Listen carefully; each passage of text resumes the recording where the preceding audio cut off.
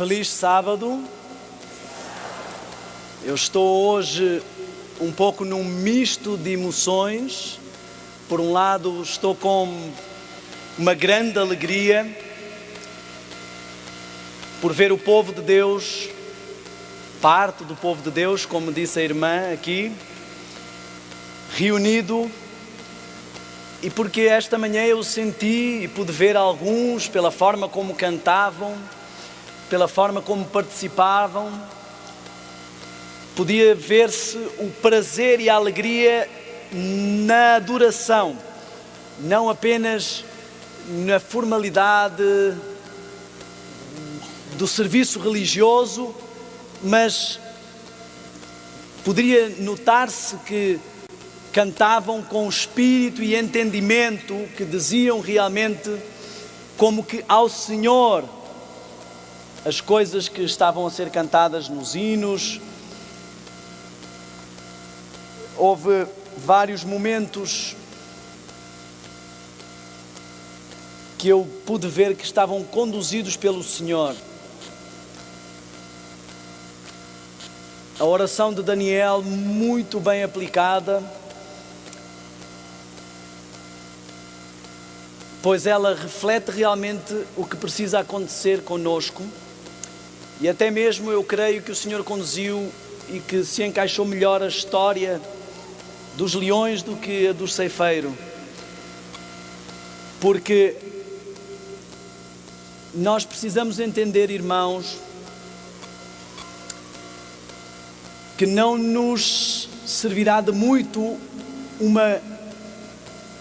um conhecimento das profecias e do que está para acontecer, pois aquilo que está para acontecer ultrapassa a nossa capacidade. Eu quero fazer uma introdução com algumas palavras antes de passarmos à mensagem. Primeiro quero explicar que o objetivo ontem não era um estudo sobre os 144 mil. Eu sei que e ontem uma irmã me falou sobre isso. Nós íamos falar sobre os 144 mil. Eu sei que há um estudo que está gravado na internet em que o som está mau e não se consegue ouvir. Eu prometo que regravarei de outra forma. Foi um evento e o irmão estava gravando a alguma distância com o seu celular.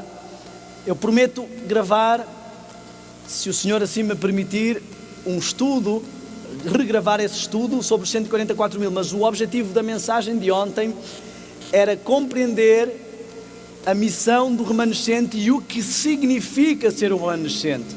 Porque às vezes num espírito laodiceiano batemos no peito e dizemos que aquele texto de Apocalipse 12 se refere à igreja adventista, ao movimento adventista.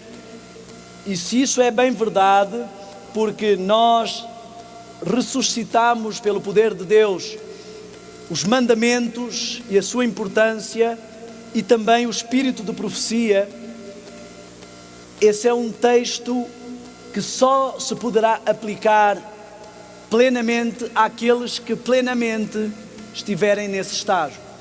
Eu quero tecer um comentário, porque muito se tem falado de perfeccionismo, de perfeição e de que cuidado, porque existem muitos perfeccionistas e a igreja está em risco. É muito interessante ver como as coisas se inverteram hoje em dia, no meio de um povo que, como foi dito, a nós pertence a vergonha de rosto. Não quero que se prendam aos exemplos, mas ao conceito que eu quero apresentar. Houve tempo em que entrar com uma saia muito curta, muito adornado, chamava a atenção, estava deslocado, e estamos a correr o risco de as coisas se inverterem de tal forma que hoje entrar dentro da modéstia chama a atenção e por vezes é rejeitado e criticado. A minha esposa passou uma experiência muito interessante. A Sara, quando fomos ser missionários, ela não tinha nenhuma saia, só calças. Ela não sabia o que era usar uma saia. Eu não quero que se prendam à questão da saia da calça. Eu não vou deixar de usar calça. Mas o ponto aqui não é esse. A minha irmã teve que emprestar-lhe uma saia para a semana e uma saia para o fim de semana. Mas o Senhor trabalhou no coração dela e ela sentiu que deveria fazer algumas reformas no seu vestuário. E uma vez, não muito longe daqui, ela foi à igreja e alguém comentou com um amigo nosso: porque é que ela não fica em casa? Porque é um escândalo essa saia comprida dela. É interessante que chegamos a um ponto onde, se alguém fizer um comentário sobre a saia curta de alguém, essa pessoa é um fanático extremista, porque pode afastar alguém de estar na presença do Senhor. Mas podemos e devemos dizer tudo o que quisermos sobre os fanáticos que querem fazer a reforma. E se eles quiserem ir embora, que vão, porque isso até é pior para a igreja. Não estaremos com as coisas um pouco invertidas? Chegamos a um ponto em que defender a santidade, defender a perfeição, é visto com maus olhos, como se fosse algo mau, negativo para a igreja. Desculpem a franqueza, chegamos a um ponto em que não há problema nenhum em defender formas de culto carismáticas ou música que imitam os modos do mundo. Mas se alguém quiser defender outro tipo de música, outro tipo de culto, essa pessoa está deslocada. O inimigo quer que tenhamos a sensação de que não estamos em nossa casa. Mas eu quero voltar a dizer que esta é a casa do nosso Pai. E ainda que os bandidos entrem em nossa casa, continua sendo a nossa casa. Ainda que eles tomem conta, até que seja feita justiça e recuperado o lugar, continua a ser a nossa casa. Eu não me lembro de nenhum tempo em que entre o povo de Deus fosse de mau tom falar em ser santo e ser perfeito e andar na presença do Senhor. E só consigo entender que o inimigo transtornou de tal forma pela apostasia a mente de tantos que se dizem filhos de Deus, que eles têm o cenário invertido, em que essas coisas se tornaram estranhas. Por isso, eu estou a fazer esta introdução para dizer que eu não terei nenhum cuidado excessivo em falar sobre perfeição. O inimigo quer que eu me retraia com medo de ser taxado de perfeccionista. Mas a mensagem do Senhor tem que avançar. Quando eu levo o meu carro ao mecânico, eu quero que ele faça um trabalho perfeito. Quando eu dou uma tarefa ao meu filho, eu quero que ele faça um trabalho perfeito. E se eu quero ter um filho, eu quero que ele venha ao mundo perfeito. Não precisamos entrar em filosofias do que é que isso significa, porque seja o que for que isso significa, isso é o que cada um de nós quer. Ser perfeccionista é ficar extremamente preocupado com isso. Ser perfeccionista é levar isso como uma fobia, como uma loucura, como uma demência. Desde que a pessoa não esteja nesse ponto, eu penso que é muito saudável buscar ser perfeito. Deus pediu isso a Abraão: anda na minha presença e ser perfeito. Muitos homens de Noé se diz que ele era perfeito perante o Senhor. Temos homens que a Bíblia nem se deu ao trabalho de registar os seus pecados, de tal forma foram perfeitos. Eu não estou a dizer que eles não pecaram, todos pecaram e destituídos estão da glória de Deus. Mas na sua esfera, eu quero que entendam uma coisa, porque isto é mais um ataque do inimigo. Porque o parâmetro para a perfeição do homem é a perfeição de Deus. Obviamente Deus não quer dizer que vamos ser perfeitos como Ele. Quando eu peço ao meu filho que me imite quando eu faço algo e que o faça com perfeição, eu não estou à espera que ele consiga fazer como eu consigo. Mas eu quero que na esfera dele ele imite perfeitamente o que eu faço. E quando eu digo ao meu filho assim: faz bem feito como o papai está fazendo. Se ele fizer mal feito, ele está demonstrando que afinal, provavelmente o papá não está a fazer bem feito. Se Deus disse, sede santo como eu sou santo, o que estamos a dizer ao mundo é que Deus não é tão santo assim, porque nós não estamos santos nem perfeitos. Nós vamos falar sobre o que significa realmente a perfeição e como o ladrão da cruz era perfeito.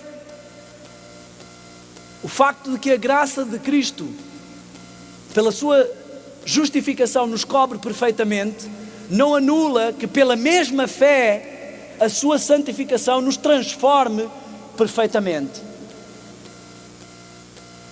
Qualquer pessoa, e digo isto perante o Senhor, qualquer pessoa que nesta igreja se oponha à perfeição, não tenhais dúvida de que trabalha para o inimigo. No entanto, teremos que ter bem claro que a perfeição é o símbolo máximo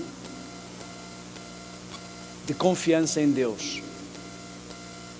Quando Jesus mandou os seus discípulos para a missão, ele disse assim: ide, ressuscitai os mortos. Isso é possível.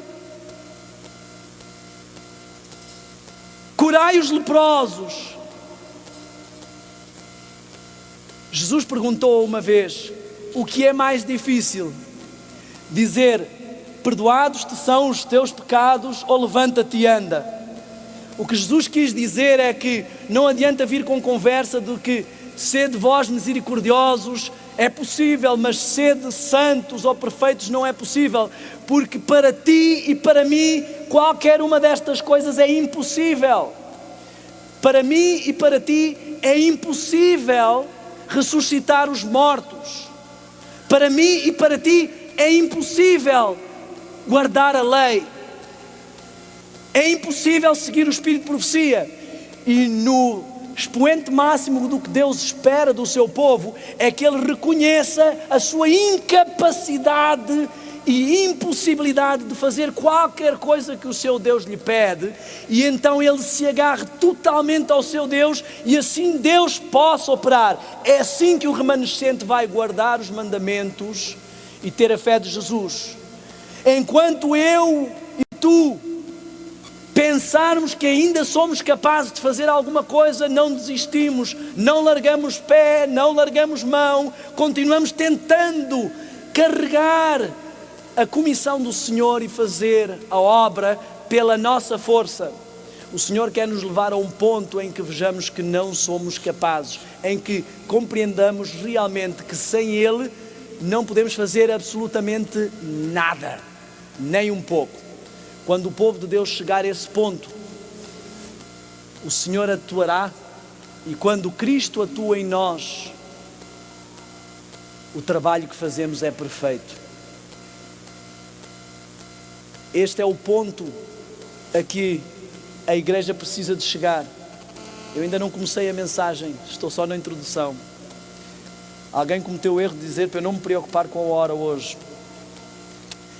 Quero recomendar um livro. Esta capa é a versão da Casa Publicadora Portuguesa. Sei que aqui a CPB também tem. Preparação para a crise final. Se você quiser analisar um pregador, analisar um movimento e ver se ele é dissidente, é muito fácil. Mandamento sobre mandamento, regra sobre regra, o espírito dos profetas está sujeito aos profetas. Os teus ouvidos ouvirão a palavra que está por detrás de ti, dizendo: este é o caminho, não te desvies para a esquerda como Efraim, ou para a direita como Dan. Não sejas extremo liberal ou extremo conservador. O caminho do santuário é este, e a voz da palavra que está por detrás de ti. No Antigo Testamento, no Novo Testamento, no Espírito de Profecia e na forma como Deus tem conduzido a Igreja Adventista e inspirado encontros e encontros da Conferência Geral, temos ali toda a identidade Volto a dizer, a apostasia não anula essa identidade e a voz da palavra que está por detrás de nós, porque o Senhor disse que até que tudo seja cumprido, nem um jota, nem um til se removerá. A apostasia apenas muda o comportamento das pessoas, mas não muda os parâmetros do Senhor. Este é um livro que foi escrito nos anos 40 e 50 e ele prega exatamente a mesma mensagem que muitos não querem ouvir hoje. Se vocês abrirem as vossas revistas adventistas desse tempo, e não estou a dizer que elas são melhores que as deste tempo, existem muitos bons artigos, mas hoje em dia nós pertence a confusão de rosto e existe muita gente tentando mudar a identidade da igreja. Volto a dizer e quero esclarecer, estou a falar contra a apostasia na igreja e não contra a apostasia da igreja. Esta igreja não mudou, nunca mudará e os seus estatutos são os mesmos, mas agentes do inimigo querem transformá-la noutra identidade. Quero que tenhamos claro enquanto estamos aqui que a primeira tentação do inimigo é fazer-nos ir para a esquerda, condescender com o apetite e transformar as pedras em pão, comer a comida de Babilónia. Quando nós não cedemos e preferimos seguir a mensagem de saúde, a reforma na alimentação, a reforma na nossa vida, ele avança com a segunda tentação, e a segunda tentação é a presunção. Tu podes atirar-te daqui abaixo porque já atingiste um estágio que os anjos te vão proteger. Só tu podes interpretar os sonhos, Daniel. E se nós quisermos ser fiéis, não podemos cair na vaidade de ouvir a voz do inimigo quando ele diz que só tu és fiel na igreja, só tu vestes saia comprida, só tu és vegetariano. Senão cairemos automaticamente na terceira tentação, a adoração, que é o ponto final onde ele quer chegar. Esta manhã eu vou falar de algumas coisas sérias e eu gostaria que todas elas nós sempre escolhêssemos olhar para nós como aqueles que carecem da graça do Senhor. Não estamos aqui porque nos sentimos melhores do que o resto da igreja, estamos aqui porque nos sentimos iguais ao resto da igreja. A diferença entre o servo de Deus e o mundo não é que ele seja mais puro ou se sinta melhor que os outros, é porque ele reconheceu a sua incapacidade e a sua necessidade da graça de Deus. Isso é que faz a diferença. Ele, quando olha para Cristo, ele não consegue ver muita coisa de bom nele. E isso não lhe deixa muito tempo para ficar vendo o que é que há de mal nos outros. Havia um vale de leprosos. Nesse vale estavam todos os leprosos da cidade. E um dia começou uma discussão entre os leprosos. E um leproso achava que devia ser o chefe, porque ele só tinha perdido um dedo, enquanto a pessoa que estava a conduzir as coisas era uma pessoa que não tinha uma perna inteira e que já tinha perdido uma parte do braço. Levantou-se logo um outro leproso e disse: espera, talvez eu deva ser então o chefe, porque eu só perdi a ponta do nariz. Sem um dedo, como é que vais manobrar as coisas? A ponta do nariz não atrapalha nada. E logo um outro também se levantou e disse: então, se a ponta do nariz é melhor que perder um dedo, então eu que só perdi a ponta da orelha, eu é que devo ser o chefe. E começou a gerar-se uma grande discussão, começaram a analisar e a medir quem é que tinha sofrido mais danos com a lepra. E entretanto, alguém que vinha ajudar os leprosos, trazer comida e não tinha lepra, ouviu aquela discussão e aquilo lhe pareceu absolutamente absurdo, porque essa pessoa não tinha perdido nenhum membro. Que diferença faz? E o que é que interessa se perdi a orelha ou o nariz? Perdi. Amigos, ficar a discutir quem tem mais pecado ou menos pecado É absolutamente absurdo. Qualquer pessoa que olhe para Cristo não gastará tempo a ver se só perdeu o nariz enquanto o outro já perdeu uma perna inteira, porque perante Cristo qualquer um de nós é um leproso no vale e carece de uma cura, seja da ponta do nariz ou da ponta da orelha. Neste espírito, quero que entendamos a mensagem que vem a seguir. Poderei parar várias vezes esta manhã para orar. Por favor, tenham paciência comigo. Oremos. Senhor nosso Deus,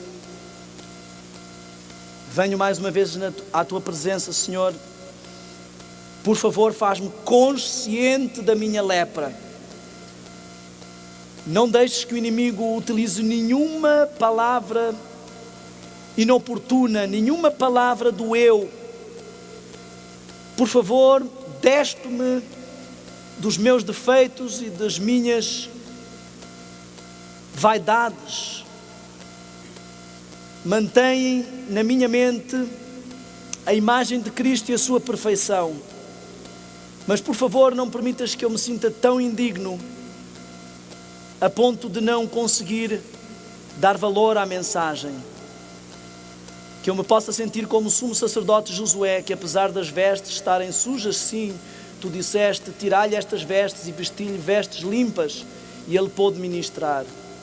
Eu te suplico, Senhor, neste momento, que nos uses, a mim para falar e a cada um de nós para ouvir, para que seja ecoado neste lugar a mensagem que tu queres que o teu povo ouça neste tempo, a verdade presente, com Cristo ao centro. Eu te suplico estas bênçãos, por favor, atende a nossa oração, em nome de Jesus. Amém.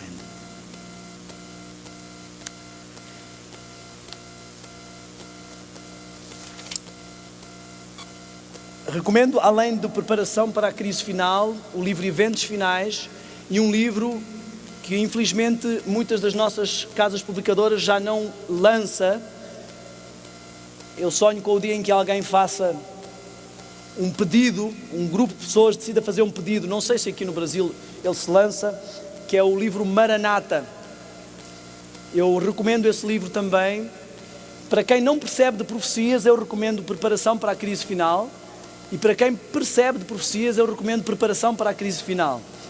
Ele resume as duas coisas e ele ajuda a entender eventos finais e Maranata.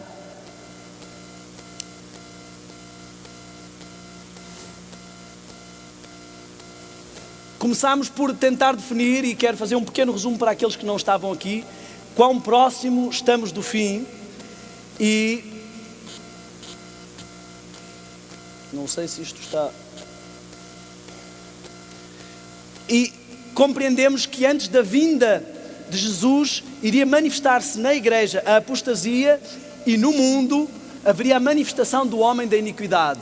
Analisámos o cenário já com várias coisas de que falámos aqui neste congresso e compreendemos que sim, a apostasia está no nosso meio. Isso não faz com que a igreja seja Babilónia, mas faz com que a igreja deva sair dos costumes de Babilónia. Quando Deus disse, sai dela, povo meu, Ele não estava a referir-se, sai da igreja, como muitos disseram. O Espírito Profecia diz claramente que qualquer pessoa que diga que a igreja adventista é Babilónia, podeis saber que a mensagem não veio do Senhor. Repare, se os que têm que sair são os fiéis, quando houver a sacudidura, quem é que fica? Porque a sacudidura lança fora a palha. A palha não tem grão, quando é sacudida e vai ao ar, o vento sopra, qualquer vento de doutrina, e faz com que ela saia do balaio. E o grão, o trigo, volta a cair, apesar de sacudido. Todos seremos sacudidos, mas os que tiverem grão, sumo, conteúdo, segundo a palavra do Senhor, ficarão. Vemos então que também foi concedido ao homem da iniquidade, através do poder da segunda besta, que nós sabemos ser a superpotência do momento, foi-lhe concedido fazer com que a imagem, quando se fala que somos feitos à imagem de Deus, estamos a falar de toda a identidade divina, o caráter divino, a autoridade divina, tudo isso se reflete no homem. quando se fala da imagem da besta, ela projetar-se-á no protestantismo apostatado, quando houver a união dos 3 espíritos imundos, que está a acontecer. Nós, creio que muitos acompanharam os movimentos pentecostais aproximando-se do papado e fazendo um convite, e o Papa também tem apresentado os seus convites para voltarem à Igreja-mãe. Se nós compreendermos o cenário do que a Bíblia fala da mãe de todas as meretrizes, nós entendemos o que está a acontecer. Não estamos a falar contra as pessoas, mas contra os sistemas. O facto de eu pertencer a uma outra igreja, por exemplo, não fará com que eu não possa fazer parte do povo de Deus com o avançar da obra, tal como o facto de eu pertencer à igreja de Deus não fará com que eu faça parte do povo de Deus. Eu posso estar na igreja e não estar registado nos livros do céu, assim como posso não estar na igreja e, apesar disso, estar contado entre os fiéis do Senhor, consoante o conhecimento que eu tenho. Mas nós vimos que este versículo 15 de Apocalipse 13 se dividia em 2 partes. Primeiro, a imagem, o caráter, a autoridade da besta iria falar, iria apresentar a sua mensagem, e isso está a ser apresentado. Temos uma proposta com um dia universal de descanso para restaurar as questões ambientais. Da mesma forma, as questões ambientais voltam a estar na mão dos profetas de Baal. Eles consideravam Baal como o senhor da chuva e precisavam que houvesse novamente todo o restabelecer atmosférico. Também queremos idolatrar o Deus Sol, o mundo, queremos idolatrar o Deus Sol para restabelecer o equilíbrio da natureza. Volta a repetir-se o mesmo cenário. E vimos que quando esta imagem falasse e propusesse um governo mundial e propusesse uma identidade ao mundo, a segunda parte desse cenário seria fazer com que fossem mortos todos os que não se quisessem submeter. Eu quero que entendamos que esse sim é o remanescente, aqueles que, mesmo perante um decreto, mesmo perante a força bruta, decidem guardar os mandamentos de Deus, não pelo seu poder, mas pelo poder de Deus em si, e preservar o testemunho do Espírito de profecia. Quero que entendamos aqui coisas sérias. Levantou-se a pergunta: quem é o remanescente que guarda os mandamentos de Deus e tem a fé de Jesus? Chegámos à conclusão que nenhum entre 20 dos nomes nos livros da igreja está preparado para finalizar essa obra. E chegámos à conclusão que precisamos perguntar-nos: serei eu, Senhor? E vimos o perfil daqueles que fazem parte do remanescente. Não estão contaminados com o ecumenismo, não estão contaminados com as falsas doutrinas, com o rebaixamento da norma, com a adoração ao trono de Satanás, com falsa adoração, com uma forma que não é da identidade da igreja. Seguem o Cordeiro como Enoque, e assim como Deus arrebatou Enoque para si, serão trasladados vivos para Deus sem ver a morte. E também eles são as primícias, são os últimos, mas os primeiros em obediência ao Senhor, os primeiros em submissão, os primeiros em humildade, em reconhecimento da sua incapacidade. E eles, na sua boca não se achou engano, estão completamente em consonância com a palavra e com a verdade que é Cristo. Estar em consonância com Cristo, que é a palavra, não significa só dizer o que a palavra disse, mas ser o que a palavra foi. E eles devem refletir essa mesma palavra. São irrepreensíveis. Amigos, não existem nenhumas necessidades de estar a investigar o grego e o hebraico para entender o que quer dizer irrepreensível. E vimos que algo estava a acontecer, que havia saído uma mensagem para não soltar os ventos das pragas, das calamidades que estão para atingir a terra, até que esse remanescente fosse selado, aprovado. E isso levantou uma pergunta: qual é o próximo evento profético importante para o povo de Deus. Em que é que o povo de Deus se deve focar neste momento? Qual deve ser a atenção?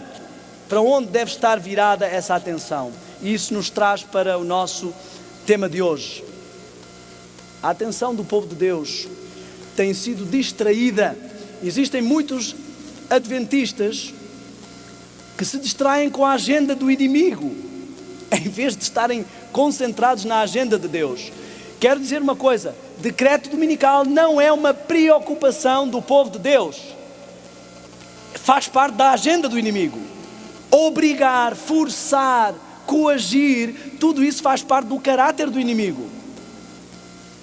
O povo de Deus precisa estar focado com os céus, com aquilo que acontece no santuário. Isso é o que interessa ao povo de Deus. Sabendo que está a acontecer o juízo, que deve haver na terra, como há uma purificação do santuário no céu, deve haver uma purificação do templo. Já disse aqui e volto a repetir, Jesus purificou o templo no início do seu ministério e purificou o templo no fim do seu ministério. Porque no início da igreja cristã ele teve uma igreja pura e apesar das dificuldades, no fim da igreja cristã ele purificará outra vez os templos do Espírito Santo e eles estarão prontos para receber novamente a chuva e serão uma igreja pura. Nada foi feito no ministério de Cristo por acaso. A última chuva é o nosso foco. Para tal precisamos compreender um pouco o calendário de Israel. Eu não quero que se assustem com o quadro que eu vou mostrar. Ele parece mais complicado do que aquilo que ele é, porque tem muita informação. Ele foi feito para um trabalho para a disciplina de teologia sistemática. No início do meu curso, mas eu vou utilizá-lo e eu quero dizer também que está a ser preparado material que depois a organização do congresso fará chegar às pessoas, mas além disso nós estamos a preparar material que depois, se quiserem deixar o vosso e-mail, vos mandaremos. E algum desse material tem a possibilidade até de ser impresso, se quiserem. Isso, claro, não seremos nós a custear, mas estaremos à disposição, está disponível para tal. E para quem quiser, mas de qualquer forma estará acessível em versão digital para quem quiser. Teremos um quadro profético, teremos o quadro também do calendário de Israel, coisas que possam ajudar e outros materiais. Portanto, se quiserem deixar o vosso e-mail, faremos chegar essas coisas. Não dá para ver nada do que está ali, mas eu vou explicar mais ou menos. O que tem no centro é um calendário dos meses judaicos e o calendário de Israel tinha dois inícios de ano, um início de ano civil e um início de ano religioso, e ele tinha no início do ano civil alguns eventos que são os que nós vemos profeticamente. No início do ano civil acontecia o Yom Kippur, quebrava esse ciclo, e acontecia também a chuva e plantava-se, e depois, no início do ano religioso, havia o início das colheitas. Eu não quero entrar em detalhes, eu preparei uma coisa mais simples que nos ajuda a entender o que eu estou a dizer. Perdão, dei 2 cliques. As festas, eu sei que há muitas pessoas que creem que se deve guardar as festas literalmente. A Bíblia trabalha com tipos e antítipos. Não faz sentido cumprir o tipo e o antítipo ao mesmo tempo. Eles não são para ser mesclados. Uma coisa representa o símbolo e depois temos o seu cumprimento. A Páscoa representa para o povo de Israel o sacrifício do cordeiro. Passar por cima é o que significa Páscoa, por isso os ingleses usam Passover. Significa que o anjo da morte vai passar por cima daqueles que tiverem o sinal e eles não serão atingidos. Muito importante, aqueles que estiverem no sangue do cordeiro, com o símbolo e a marca do cordeiro, não serão atingidos. Isso representa a morte de Cristo. Temos a festa dos pães, que representa o que eles levaram quando saíram, a sua primeira refeição livre do jugo, e também o pão que receberam, o maná, e representa Jesus que foi apresentado na sepultura, não é? Como uma oferta, um sacrifício. Depois temos as primícias, a festa em que se apresentava as primícias das colheitas, muito semelhante ao que temos hoje como o Thanksgiving, o Dia de Ações de Graças, que representa Jesus depois da ressurreição, sendo apresentado ao Pai, como tendo cumprido todas as coisas, e representa a nova vida de santificação que o povo de Israel ia ter agora. Temos o Pentecostes, que representa Deus entregando a lei ao seu povo e gravando a lei no coração do seu povo, e esse Pentecostes também representa a unção de Cristo no céu, quando Jesus foi ungido como sumo sacerdote, como mediador, trazendo o povo no peito. Isso se manifestou no Pentecostes. Temos a festa das trombetas, que chama o povo para a preparação. Essa preparação tem a ver com a santificação, tem a ver com o tempo de preparo das igrejas, com a restauração do santuário, e ao mesmo tempo representa a mediação que Melquisedeque, o nosso sumo sacerdote, o nosso paracleto ou paráclito, como queiram dizer, o nosso advogado está a fazer. Enquanto nós nos preparamos aqui, ele intercede por nós, até chegar ao dia da expiação, em que passamos por uma purificação. As culpas que estão no santuário vão ser apagadas, eliminadas, todas as que estiverem cobertas pelo sangue do Cordeiro, que fará a expiação, e depois serão transferidas para o bode. E falta uma festa, já está a cumprir-se, portanto, o dia da expiação, o dia da expiação literal já está a acontecer, como um antítipo do que aconteceu no tipo, mas falta uma festa, uma das festas mais maravilhosas de Israel, em que viajavam vários dias, 7 dias, até chegar a Jerusalém, e ali o povo acampava e estava ali em convívio uns com os outros, e essa festa representa a viagem que vamos fazer até ao céu e o tempo que vamos passar no céu, acampados por 1000 anos, até que depois voltemos para a nossa terra. Eu não pus ali algumas festas, como o Purim, que representa a libertação do povo, como aconteceu em Esther, a libertação do povo por causa do decreto dominical. Não pus também ali o jubileu, em que tudo teria voltar para o seu dono. Então a terra que foi usurpada por Satanás vai voltar para o seu dono e ser novamente entregue a Adão, e tudo vai ser restaurado. Mas eu queria chamar a nossa atenção para algo muito importante. Um texto que está em Deuteronômio 11, versículo 3.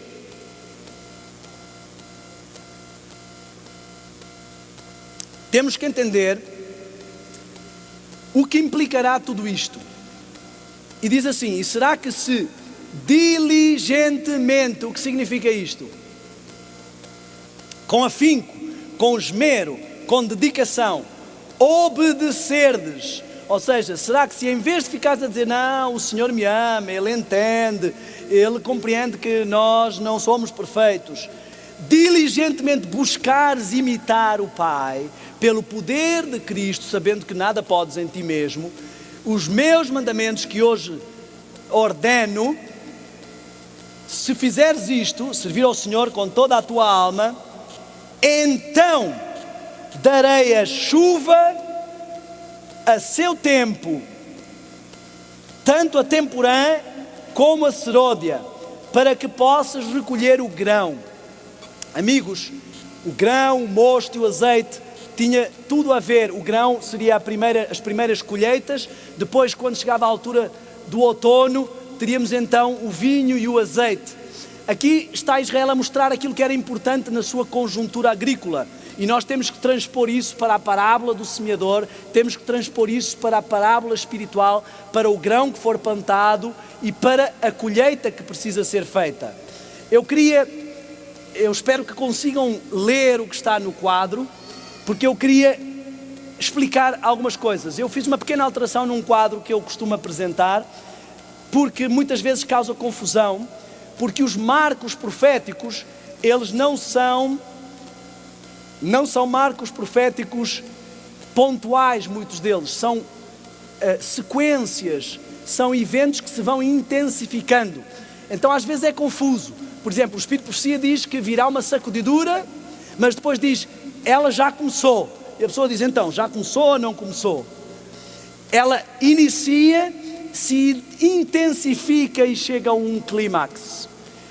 A chuva seródia, muitas pessoas dizem, mas ela fala sobre algumas gotas que já vão caindo. Bom, há um passar da chuva temporã e um iniciar de gotas da chuva seródia e um clímax num derramamento da chuva seródia, e não para, continua. A igreja receberá a primeira chuva seródia, mas como ela sai na mensagem, levando a mensagem às outras igrejas, eles também vão receber dessa chuva.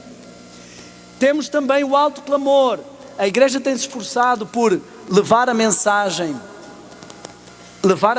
ao mundo. Isso vai se intensificar cada vez mais, até o mundo inteiro ouvir a mensagem daqueles que guardam os mandamentos de Deus e têm a fé de Jesus. E temos também o fenómeno do decreto, que muito preocupa muitas pessoas. Uma vez eu estava nos Estados Unidos e um irmão chegou-se a mim e disse, olha irmão, eu tenho falado com a minha esposa, que está na hora de voltar para o Brasil, isto está a ficar muito feio, eu creio que o decreto está para sair, o que é que o irmão acha? Devemos ir embora? Novamente, o povo de Deus fica prestando atenção à agenda do diabo. Eu quero dizer uma coisa claramente, Deus nos informa da agenda do diabo não para nos preocupar, é só para o diabo não ter elemento de surpresa. Eu vou-vos dizer uma coisa, certa senhora era muito religiosa, e uma vez um satanista disse assim, provavelmente já conhece esta história, eu vou envergonhar esta senhora, ela não tem muitas posses, eu vou mandar uma cesta de presente, e vou mandar com estes dois homens, quando ela perguntar quem mandou isto, vocês vão dizer assim, foi o diabo. Então os homens levaram aquela cesta e entregaram à senhora, a senhora ficou toda contente, foi a resposta à minha oração, eu tenho estado a orar e a pedir ao Senhor que me ajude na minha dificuldade. E os homens disseram assim, ei, calma, não vá tão depressa, a senhora sabe quem mandou isto? E ela disse, olha meus amigos, quem mandou isto não interessa, porque quando Deus manda até o diabo obedece. Amigos, o diabo tem que esperar que Deus dê ordem para ele lançar um decreto dominical. E não é o diabo que não conseguiu ainda ou que ainda não achou que era o momento. É Deus que ainda não permitiu. E Deus não permitiu por causa do que vimos ontem em Apocalipse 7. Porque eu e tu ainda não estamos plenamente refletindo o caráter de Cristo e selados. Então, o decreto dominical não veio só porque o diabo ainda não achou que era hora. Não veio porque Deus é misericordioso. Porque Ele disse, meu sangue, e pediu que fosse enviado um anjo para segurar um pouco mais as pragas. Porque estamos preocupados com isso. Eu acho interessante que muitas pessoas não acham que é hora de sair e morar para o campo por causa do caráter dos filhos, por causa da influência das cidades, por causa das doenças e pestes que acontecem na cidade. Mas por causa do decreto dominical acham que é hora de sair. Isso chama-se imediatismo. Isso é como aquelas pessoas que só estudam para o exame na véspera e depois querem ter a mesma nota. Pessoas equilibradas não vivem profecias de forma alarmista. Elas não dependem. Algumas pessoas dizem assim, irmão, você fica falando como se fosse tudo acontecer agora. E se não acontecer daqui a 100 anos? Se não acontecer daqui a 100 anos, eu me terei purificado. O que é que eu perco com isso? E se acontecer daqui a 10 dias? Irmãos, quero que entendamos algumas coisas aqui. O inimigo tem trazido sempre ao mundo a teoria da segunda chance. E ele quer distrair a atenção de muitos adventistas. Muitos estão absolutamente focados na segunda vinda. O Senhor vem, eu quero estar de pé, ver o Senhor voltar. A segunda vinda é o prémio. Antes tem a corrida. As pessoas não querem correr, mas querem estar no pódio. Nós estamos focados no lugar errado. A segunda vinda é o marco mais importante. Mas eu não penso só onde eu quero chegar com a minha jornada. Eu tenho que pensar em todos os caminhos e passos que são necessários até ali. Outros estão preocupados com a porta da graça. Bom, eu ainda estou com um pé cá, um pé lá, mas enquanto a porta da graça não fechar, ainda tem chance. Segunda doutrina da segunda chance. A porta da graça pode fechar a qualquer momento. E para muitos, dentro da igreja, a porta da graça já está fechando. Porque as mensagens de reavivamento que o Senhor está mandando pelo seu Espírito não têm nenhum efeito. Estão cansados, já ouvimos muitas vezes a mesma coisa, lá vem outra vez falar do Papa, lá vem outra vez falar da besta, lá vem outra vez falar do decreto dominical. Já não diz nada, a mensagem já não toca o coração. Muitos deles estão próximos de fechar a sua porta da graça. Outros se focam, como eu disse, no decreto dominical. Eu quero que entendamos uma coisa, irmãos. O decreto dominical não é o início de um processo, mas o fim de um processo.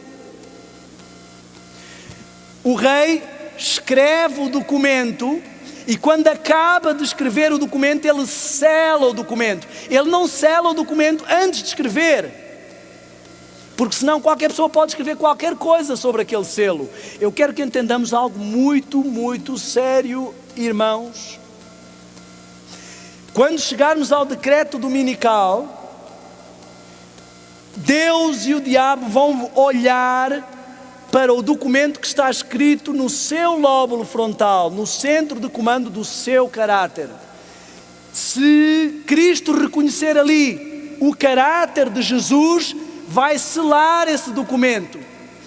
Se o diabo reconhecer ali o seu caráter, ele vai selar esse documento. Muitas pessoas vão querer, como a mulher de Ló, não olhar para trás, mas isso é impossível, porque durante todo o tempo anterior estiveram a deixar o diabo escrever o seu documento. Logo, o diabo tem autoridade para selar essa pessoa. Eu quero que entendamos isto com clarividência. Deus diz: não adulterarás, não mentirás, não roubarás, não matarás. Interessantemente, isto no hebraico, a forma verbal é um futuro de promessa. A mesma palavra que o hebraico usa para palavra é o mesmo, dabar, que para acontecimento. Quer dizer que o que Deus diz, acontece. Deus disse: haja luz e houve luz. Deus diz: sede vós perfeitos, e isso acontece. E Deus diz: não matarás. Ele não está a dizer uma ordem apenas, Ele está a fazer uma promessa. Tu chegarás ao ponto de não mais matar, tu chegarás ao ponto de não mais adulterar. É isso que a palavra quer dizer no original, na Torá. Eu vou trabalhar em ti, eu estou a prometer que tu não matarás, eu estou a prometer que tu não roubarás, eu estou a prometer que o meu caráter estará gravado na tua mente a ponto de que tu não mais adulterarás nem mentirás. É uma promessa. Qualquer pessoa que diga que isso não é possível de se cumprir, está a dizer que aquilo que Deus prometeu não é possível, que a sua palavra não se cumpre, que davar não é palavra e acontecimento. Está a afirmar a teoria do diabo, a mesma que começou todo o conflito no céu. Será que entendemos quão diabólico isso é? Quando Deus diz: não matarás, não me roubarás, não dirás falso testemunho, mas eu vejo filmes de mentira, ouço músicas sobre sensualidade livre, leio livros, vejo coisas e estou na internet alimentando o caráter contrário, eu estou a escrever no centro de comando do meu ser o documento com a identidade do inimigo, que vai ser selado pelo inimigo quando sair o decreto dominical. Muitos adventistas vão estar em desespero. Eles sabem o que está a acontecer, sabem que aquilo é o sinal da besta, sabem que não deveriam estar a vergar-se, mas não têm força espiritual, porque essa força não vem de nós mesmos. Só o poder de Deus em nós pode executar isso. Quando Cristo olhar E quando o poder religioso corrompido forçar as pessoas a obedecerem ao diabo e desobedecerem a Cristo, Cristo vai olhar e vai ver que o caráter dele está nos seus filhos e vai selar o documento. Agora, esse selo também é um processo. Diz-se que o decreto dominical é a marca da besta, mas o Espírito de Profecia diz que não será a marca enquanto não for obrigatório. Portanto, o selamento também é um processo. Ali ele se torna público e visível. E eu queria que falássemos esta manhã um pouco sobre esse processo, que entendêssemos o selamento e a chuva serôdia de uma forma bem prática. Eu queria mostrar alguns textos.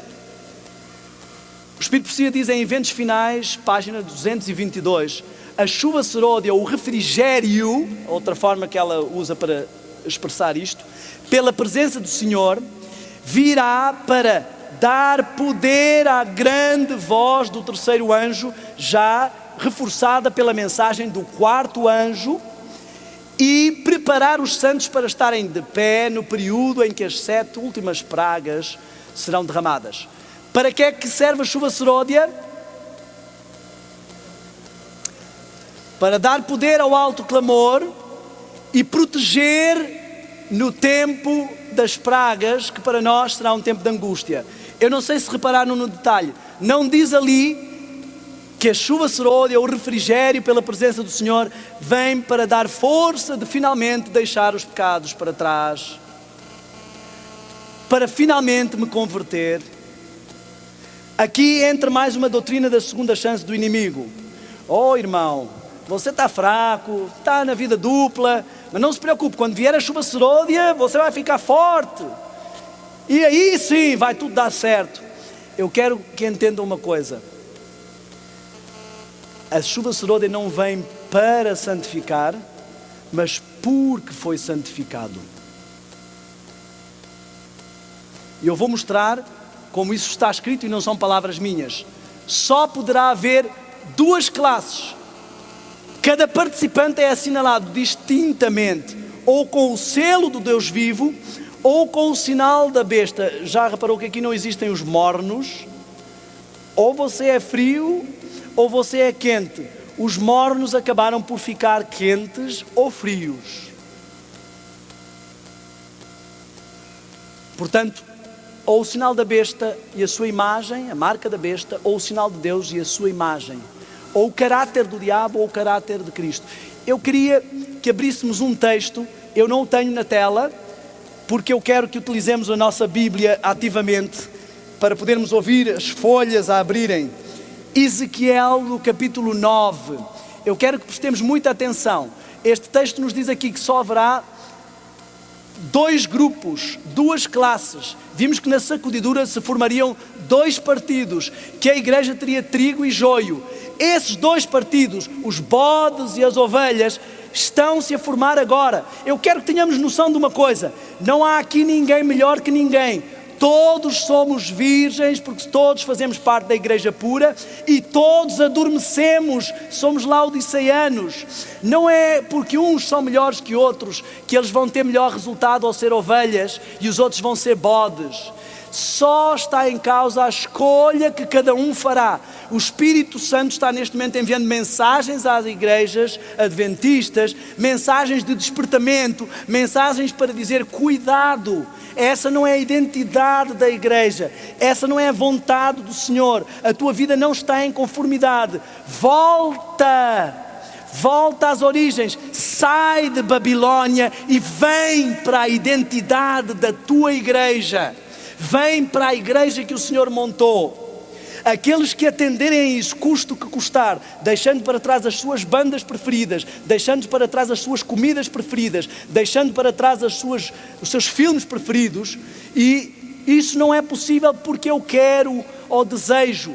Eu quero e desejo, e quando vejo que não sou capaz, eu me vergo perante o Senhor e Ele vai operar isso em mim. Aqueles que atenderem e deixarem o Senhor fazer esta obra neles, eles serão traçados com o caráter de Cristo, serão selados e serão as ovelhas. Os que não quiserem, eu vou dizer uma coisa, A realidade está toda ali em Davi, perante Golias. Tinha um exército inteiro dizendo: esse gigante é muito grande para ser derrotado. Eu não posso. A minha espada, eu não sou tão bom de espada. Ele é forte, a espada dele pesa vários quilos. O escudo dele tem que ser um homem a trazer ali. Eu não posso, então não vou lá. E há os outros que dizem assim: o que é que foi que Davi disse? Que é isso? Isso é moleza, eu vou dar cabo desse gigante. Esperem aí que vocês vão ver. Tem muita experiência de funda. O que é que ele disse? Olha, tu vens a mim com as tuas armas. As minhas armas não servem de nada. Até a armadura que me quiseram dar eu não consigo usar. Eu não tenho capacidade nenhuma. Mas eu sei de uma coisa: o Senhor já me ajudou a vencer outras batalhas, outros leões e outros ursos, e eu também vou poder, pelo Senhor, derrubar este gigante. Isto é o que faz a diferença entre bodes e ovelhas. Aqueles que acreditam que, apesar de eu não ser capaz, eu reconheço que não tenho capacidade nenhuma, tantas vezes tenho tentado e não consigo. Se eu me humilhar, se eu me entregar, se eu me colocar nas mãos do Senhor, se eu reconhecer a minha incapacidade, se eu buscar firmemente, como Jacó, se eu não largar, Ele vai me abençoar. Ele vai operar isso em mim. E eu, em nome do Senhor dos Exércitos, derrubarei os gigantes que todos os dias o inimigo levanta pela manhã e mostra que eu não sou capaz de vencer. Mas muitos não querem passar pelo trabalho que isso dá, não querem deixar isso tomar o seu coração, não querem vergar o seu orgulho. Preferem justificar as suas faltas em vez de justificar-se em Cristo. Preferem arranjar nova teologia para justificar o que querem fazer do que confiar que o Senhor pode mudar o seu coração, o seu caráter, a ponto de gostarem daquilo que o Senhor pede que façam. Preferem trazer as suas frutas, os seus frutos, do que reconhecer que os seus frutos, por muito maduros que sejam, não valem nada e que precisam do sangue do Cordeiro como Abel. Isto é o que faz a diferença dos que creem ou não creem na vitória sobre o pecado. Para que é que o mundo precisa de uma vitória sobre o pecado de Cristo que não serve para mais ninguém? Cristo não disse: eu vou vir ao mundo e as portas do inferno não prevalecerão contra mim. Ele disse: aí vem o príncipe deste mundo e nada tem de mim. Mas ele disse: eu constituirei uma igreja e as portas do inferno não prevalecerão contra ela. Eles vencerão através do meu poder e do meu sangue. O que é uma igreja vitoriosa? É uma igreja que aceita que Cristo venceu? Não. É uma igreja que sabe que o mesmo poder que fez com que Cristo vencesse opera nessa igreja pelo seu Espírito, que ficou como seu substituto representante, e faz a igreja militante ser transformada na igreja triunfante. Irmãos, eu queria que lêssemos este texto então, Ezequiel no capítulo 9. Eu quero que prestem muita atenção aos textos que nós lemos, duas classes. Ou com um selo ou com o outro. Quero pôr o texto anterior também, que dizia,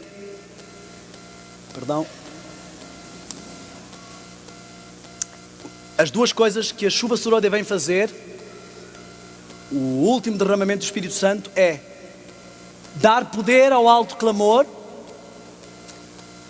e proteção no tempo das pragas.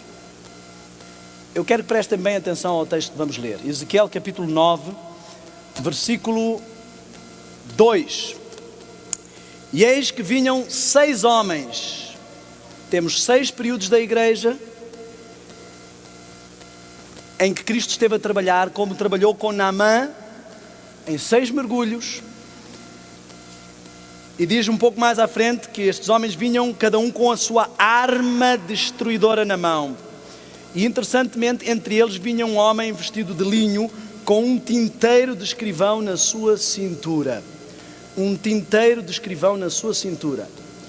E nós vemos pelo cenário, eles estavam junto à porta superior e estavam a olhar para a zona norte, e depois diz que estavam junto ao altar de bronze, e nós vemos que todo o cenário é um cenário de templo.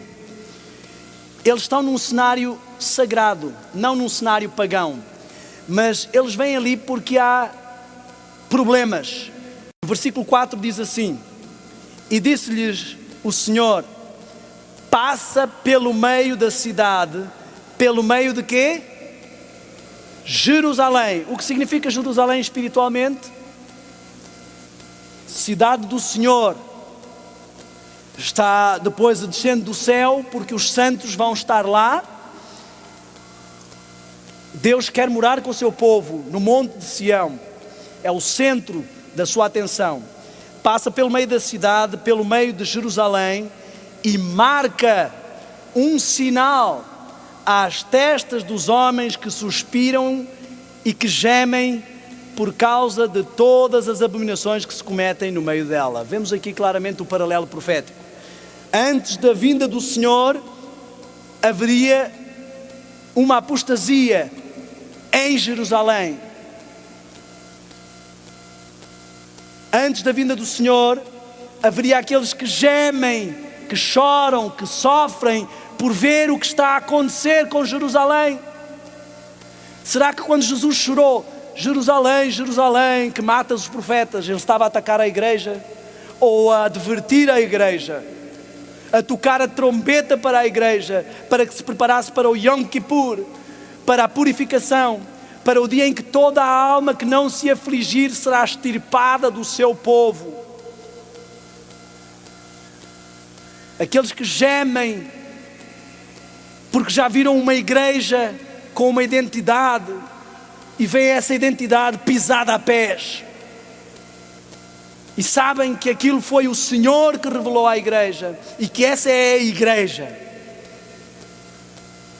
Vimos que claramente no paralelo profético o Senhor pediu que se esperasse até que o tinteiro que o anjo traz ao seu lado fosse utilizado para selar. Não disse aqueles que são melhores, aqueles que são santos, aqueles que são melhores que os outros. Aqueles que choram e gemem pelos seus pecados, pela sua condição, por verem a que ponto chegaram, pela vergonha de rosto e pelo estado a que chegou o povo do Senhor, aqueles que como Daniel se humilham e choram e gemem: Senhor, tem misericórdia de nós, porque nem sequer temos consciência, como Jesus na cruz choram e gemem: Senhor, perdoa porque não sabemos o que estamos a fazer. 6 homens com armas. O Espírito de Profecia claramente vai descrevê-los com um paralelo das pragas, e um homem com um tinteiro farão a diferença de quem vai receber as pragas ou quem vai ser selado e protegido no tempo das pragas e levar a mensagem de poder de Deus para transformar a sua igreja. Veja o que é que diz no versículo 6. Eu vou pular a parte do matai velhos, jovens, há muitas polémicas se isto será literal ou simbólico. Eu não estou preocupado com esse detalhe, porque Jesus disse que deixem os mortos enterrar os seus mortos. Ele estava a falar de mortes espirituais. Então, se estas pessoas vão morrer espiritualmente, perder a vida eterna espiritualmente, ou vão morrer fisicamente, isso não faz diferença nenhuma. É como quando Deus mandava uma punição e um povo inteiro morria. As pessoas dizem: mas como Deus foi tão cruel? Deus foi misericordioso. Quanta gente hoje, se o cão está sofrendo lá, o cachorrinho está sofrendo, mata o cachorrinho para ele não sofrer. Na realidade, Deus foi misericórdia, porque esse pessoal não ia a lado nenhum, não ia ser salvo, ia gastar aqui um tempo e espalhar maldade e a doença para toda a gente. Eu quero que entendamos aqui, não interessa se isto é matar ou não fisicamente, o ponto que eu quero realçar vem a seguir: mas a todo homem, isto inclui mulher, homem no geral, que tiver o sinal, não vos chegueis, e começai por onde? Pelo meu santuário. Irmãos, não sei se se lembram, quando foi posto o selo, o sinal, nas umbrais das portas do povo de Israel, o sangue do Cordeiro, e o anjo passou por cima. A todos os que tinham o sinal, o anjo da morte não ia penalizar. Foi bem literal.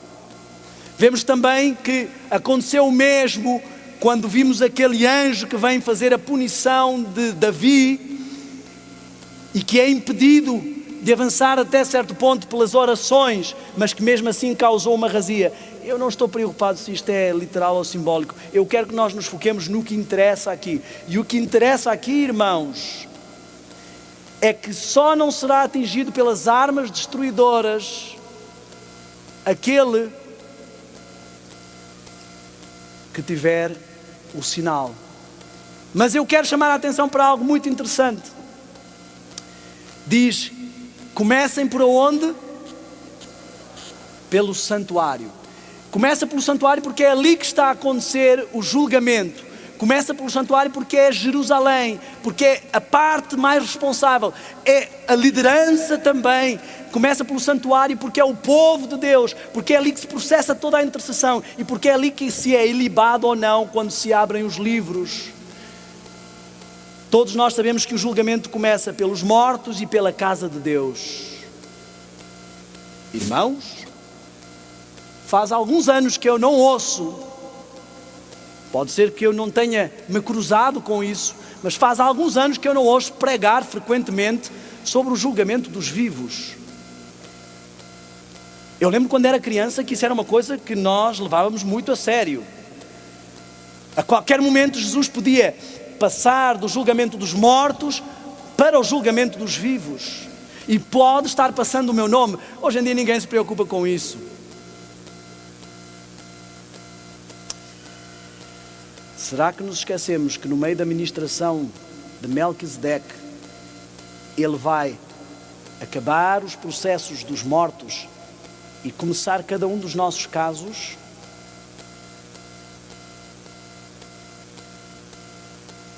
Eu não quero entrar em teorias, que existe muita gente que diz que começou com 11 de setembro. O Espírito Santo diz que ela não tinha nenhuma indicação do Senhor de quando começaria o julgamento dos vivos. Porque se o chefe de família soubesse quando vem o ladrão, o dia do Senhor, ele se prepararia. Mas ele é surpreendido, como um ladrão da noite. O que surpreende as pessoas não é só a segunda vinda. O que surpreende o povo de Deus é o seu nome ser pesado e ser achado em falta.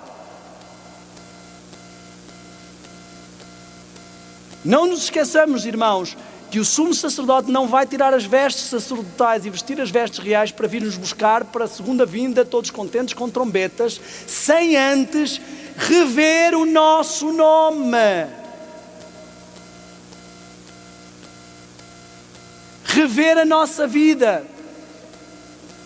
Aqui tem muito essas investigações, não sei como é que chama, por causa dos mensalões e os políticos ficam desesperados quando chega o nome deles e vai ser tudo passado a fente fino. A sua esperança é tentar corromper, por vezes, a pessoa, comprar a pessoa que vai fazer a revisão. Não creio que consigamos comprar Melquisedeque. Ó irmãos, eu digo com sinceridade, nós andamos a brincar às profecias, andamos a brincar aos crentes, andamos a brincar às famílias. Nós não temos realmente consciência do que significa. Deus é santo. Ele é amor e fogo consumidor, é o que diz sempre a minha sogra. Fogo consumidor. Não é que Deus queira consumir. Alguém disse uma vez que quando Jesus morreu na cruz, houve trevas porque o Pai quis descer e estar junto do Filho e teve que velar, porque senão todos seriam consumidos. A bondade e a santidade do Senhor consomem a todos os que estão no santuário sem estar purificados. Se estamos no povo do Senhor, no santuário do Senhor, na presença do Senhor, sem o caráter e a glória do Senhor, seremos consumidos. Temos 150 anos de adventismo, o Senhor tem protelado o quanto pode passar a julgar os vivos e nós temos tolerado essa graça como se fosse de graça. Sabem, às vezes o meu filho, quando eu digo assim, olha, agora você foi longe demais e eu vou ter que te castigar. Foste longe demais, vou ter que te castigar. Ele suplica, vai. E daí a pouco quando eu digo, ok, vou-te dar mais uma chance, ele esquece tudo. Já volta. E assim estamos nós. O Senhor tem dado misericórdia após misericórdia. E nós achamos que, ok, Ele perdoou outra vez. Vamos lá, voltamos para o mesmo. Irmãos, quero que falemos muito a sério sobre algo aqui. Estamos a ver claramente que se estão a definir os cenários de um decreto, os cenários de todas as coisas que estão profetizadas. Estamos a ver claramente que antes disso acontecer, há todo um processo que tem que acontecer com o povo de Deus. E antes de se fechar a porta da graça, e antes do decreto dominical, Deus vai começar a analisar cada membro desta igreja e a sua vida. E o padrão é o ancião ou o presidente. Qual é o padrão pelo qual vamos ser julgados? Qual é a lei pela qual se está a julgar cada caso? O padrão é Cristo. O Espírito Profecia tem avisado várias vezes para não baixar a norma, porque diminuir a norma não vai fazer mudar o padrão.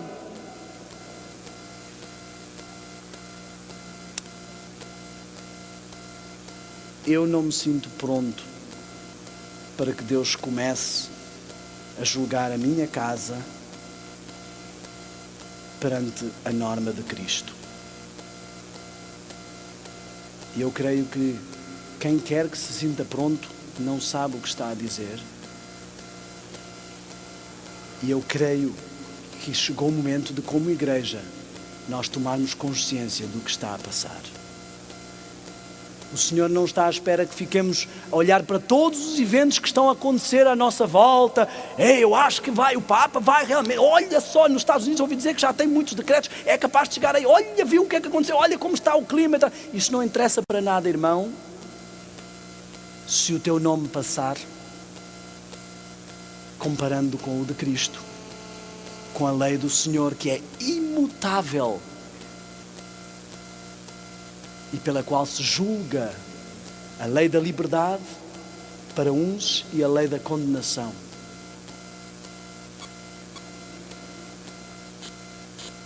Eu lembro-me que aqui no Brasil havia alguém que cantava, não sei se era a irmã, não me lembro quem era, mas que cantava acerca de que a qualquer momento pode ser o nosso nome. E como vamos fazer quando isso acontecer? Quando o Senhor estiver julgando o nosso nome? Irmãos, esta é a nossa realidade neste momento como igreja. Estamos na fase em que o nosso nome vai passar. Eu quero ler um texto, também não está ali, eu quero lê-lo. Vocês não vão poder acompanhar, mas eu quero que ouçam com atenção. Quem quiser até fechar os olhos e ouvir, não fará mal nenhum. Olhem só. É um texto que está no livro Eventos Finais, no capítulo 16, na página 229, primeiro parágrafo. Nós acabamos de ler Ezequiel 9 e vimos o que está ali a passar. 6 homens com armas destruidoras que vão arrasar todos aqueles que cometem abominações e vão começar pela casa de Israel, pelo seu santuário. E um homem que vai selar. Nós vimos, se começarmos a juntar aqui os textos, vemos claramente tudo o que está a acontecer. Nós vemos que Jesus enviou um anjo para pedir aos 4 anjos que segurassem os ventos, para que ele tivesse tempo de ministrar em favor e que o seu povo pudesse ser assinalado, o seu remanescente. E agora vemos esse anjo que lemos no Espírito Profecia que trazia algo na mão. E agora vemos aqui Ezequiel mostrando alguém que vem com um tinteiro e que na sua mão traz a pena para assinalar. E vejam agora o que é que o Espírito Profecia vai dizer, e juntando tudo o cenário fica claro. Vi anjos indo aceleradamente de um lado para o outro do céu. Os anjos estão conscientes, eles têm acompanhado a nossa vida, alguns deles têm cuidado de nós dia a dia e sabem como têm sido as nossas lutas e às vezes o nosso desleixo. Um anjo com um tinteiro de escrivão, tem alguma coisa a ver com Ezequiel 9? Ao lado, voltou da terra e referiu a Jesus que a sua obra estava feita e os santos estavam numerados e selados. Viram? Ontem nós lemos que além de selados, os 144.000 estavam a ser numerados. Então vi Jesus que havia estado a ministrar diante da arca, a qual contém os 10 mandamentos, que são a norma daqueles que guardam e que são o remanescente. Lançar o incensário, levantou as mãos e com grande voz disse: está feito. As mesmas mãos que foram levantadas anteriormente para dizer: meu sangue, espera um pouco, Pai, agora se levantam para dizer: está feito. Irmãos, eu sei que muitas pessoas atacarão aquilo que estou aqui a dizer, por isso eu vou preferir não usar muitas das minhas palavras. Eu vou ler vários textos em rajada. Todos vocês conhecem estes textos. E eu sei que muitas pessoas vão dizer assim: ele está lendo os textos fora do contexto. Você pode acreditar em quem quiser. Eu só lhe digo no seguinte: o Espírito de Profecia descreve que no fim dos tempos haverá pessoas querendo matar os seus pastores. Porque quando essas pessoas foram advertidas, muitos desses falsos pastores avisaram dizendo: cuidado, alarmismo, fanatismo, não ligueis, não tem nenhum problema. E elas, em vez de dar ouvido à palavra que está por detrás delas, deram ouvidos à voz daqueles que pensavam que eram. E agora já era demasiado tarde. Você pode acreditar em quem quiser. Se quer a minha opinião, eu sugiro que não acredite em nenhum Daniel Spencer. Tenha cuidado com as ideias de Daniel Spencer. É um bom título. E digo mais: tenha cuidado com as ideias de qualquer um. Aceite apenas as ideias de Cristo na sua palavra. O povo de Deus é o povo da palavra, não é o povo do que houve aqui, houve ali, houve um boato aqui, disseram-me que ele é isto, disseram aquilo ou aquilo outro, disseram-me que é assim que vai ser. Ouvi dizer, aquele irmão ele estuda e ouvi dizer que... Olha o que é que diz aqui, versículo 11 de Apocalipse, de Ezequiel 9, onde estávamos a ler. Eis que o homem que estava vestido de linho e cuja cintura estava o tinteiro, tornou com a resposta dizendo: fiz como me mandaste. Estão a ver a conciliação entre Espírito e profecia? Temos duas cenas. Apocalipse 7 diz: espera para que eu grave o meu caráter no centro de comando do seu ser. Apocalipse 14 diz: já estão no céu com o caráter do seu pai, o nome do seu pai gravado. Temos aqui um cenário que diz: levanto as mãos, o meu sangue espera até que sejam assinalados. Temos um cenário que diz: levanto as mãos, está feito. Temos um cenário que diz: vai e sela todos os que choram e gemem na minha casa. Temos um cenário que diz: fui e fiz como disseste. Nós estamos exatamente no meio deste cenário. O Senhor está dando as últimas graças e misericórdias ao seu povo. Eu quero ser um pouco mais direto para não ficar como qualquer sermão. Eu não estou a querer ser literalista, mas eu não posso deixar de reconhecer o que é a realidade. Algumas pessoas, como disse o pastor Walter Feito uma vez, algumas pessoas podem dizer que Jesus dizer eu sou o Filho de Deus é arrogância, mas se isso é verdade, o que é que ele pode dizer? E eu poderia dizer assim: é melhor eu não dizer isto porque vão dizer que eu estou a ser alarmista, ou quer dizer, mas se essa é a verdade, o que é que eu posso dizer? E eu quero dizer-vos realmente a verdade. Neste momento, como povo, estamos a qualquer momento para passar os nossos nomes pelo juízo. E neste momento, como povo, Deus está a dar ao seu povo um compasso de espera. Como o homem que a Sara contou, nós neste momento vemos os olhos dos leões brilhar. E só conseguirá passar pela cova, pelo vale da sombra da morte, pela cova dos leões, aquele que tiver ao seu lado o Senhor. Qualquer outro será devorado pelas pragas, pelas armas destruidoras. Eu quero ser bem direto, irmãos. Qualquer um que rejeitar aquilo que diz o testemunho de Jesus sobre a alimentação, sofrerá os mesmos males e as mesmas doenças que os outros quando vierem as pragas e os resultados de consumir todas as carnes contaminadas do Egito. Qualquer um que quiser desrespeitar os conselhos que o Senhor dá sobre Bíblia, Espírito, Profecia, a sua palavra, sobre santificação, sobre vitória sobre o pecado, sofrerá as penas e será, como disse o texto de ontem, achado tão sem Deus e tão entregue ao pecado como qualquer pecador comum. Vamos ler aqui vários textos. Eu gostaria de fazer uma oração antes de os ler. Eu vou ler vários textos em rajada e com isto vamos concluir esta manhã. Pai Santo, Senhor, eu quero neste momento interceder, em primeiro lugar por mim, Senhor, porque eu sei que não sou digno nem estou pronto para tudo aquilo que temos diante de nós. Em segundo lugar, pela minha família, Senhor, tantas dificuldades temos enfrentado, precisamos realmente estar consagrados a Ti. Por favor, opera com poder. E em terceiro lugar, pela minha família e os meus irmãos de igreja, os que estamos aqui e os que estão espalhados à face da terra.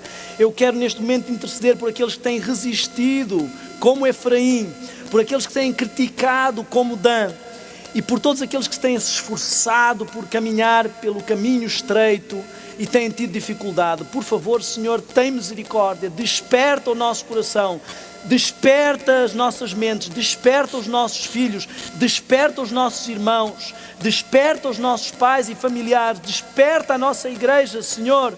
Por favor, ajuda-nos a entender que Tu nos estás a dar os avisos, ajuda-nos a não fazer como o povo que rejeitou Noé e o chamou de louco porque a mensagem não fazia sentido, porque era impossível chover. Senhor, eu neste momento quero pedir que me dês muita sabedoria e clarividência e muita humildade e consciência em compenetração para expressar cada texto, não de forma vã e fútil, mas de forma clara. E eu neste momento quero suplicar que o Teu Santo Espírito possa operar profundamente nos corações, no meu e no de cada um que está aqui e no de cada um que vai ouvir esta mensagem, seja por esta pregação ou por qualquer outro enviado Teu porta-voz. Por favor, Senhor, dá-nos noção do tempo em que estamos e da necessidade desta obra, porque temos ouvido tantas vezes falar de profecias que já não sabemos o que isso significa. Senhor, tem misericórdia do Teu povo, tem misericórdia da Tua igreja, Senhor. Por favor, temos acompanhado o movimento deste povo por tantos anos, tantas mensagens, seria absurdo perder a salvação depois de tanto tempo de igreja. Senhor, por favor, desperta-nos, por favor.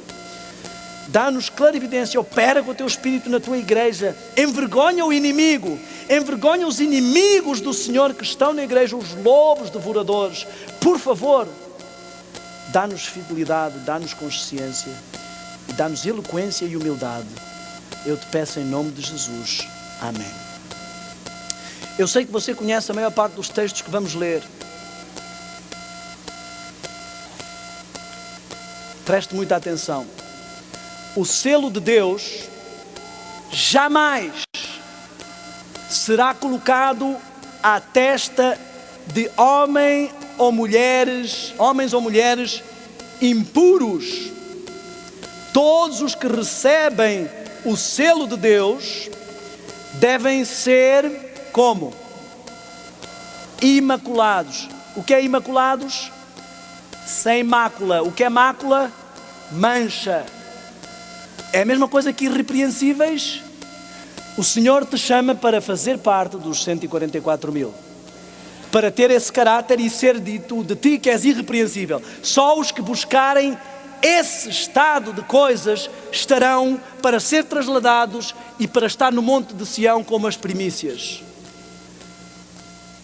O selo de Deus, do Deus vivo, só será colocado nos que dizem que Cristo é o Senhor, nos que tentam seguir o que Deus diz, nos que quê?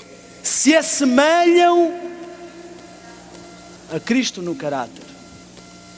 Os que vão ser protegidos no tempo de angústia devem refletir uma boa parte do caráter de Cristo, é isso que diz? Devem refletir como? Completamente a imagem de Jesus. Por favor, misericórdia. Isto é a mesma língua que nós falamos em Portugal e no Brasil. Não é preciso ninguém para interpretar o que este texto está a dizer. Não sejamos tolos, com Deus não se brinca. O texto é claro. Não precisam de nenhum teólogo para interpretar o que está aqui. Se quer ver o contexto, leia tudo, melhor ainda. Temos que nos assemelhar completamente a Cristo no caráter, refletir completamente. Não sejamos tolos, como os que perguntaram, é este o Messias? E os líderes disseram, não.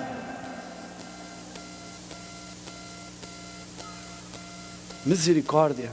Nenhum de nós jamais receberá o selo de Deus enquanto o caráter tiver uma nódoa ou mácula sequer. Ela não está a fazer aqui nenhuma profecia, isto não são símbolos. Ela está a descrever o que viu em visão, é o futuro. Irmão, eu quero que você pense neste momento nos seus defeitos, enquanto eu penso nos meus. Você tem ideia do que isto significa? Isto é impossível. Aquilo que ao homem é impossível, só a Deus é possível. E a menos que nos humilhemos seriamente perante o Senhor, sabem, as pessoas são salvas pela fé, não pelas obras.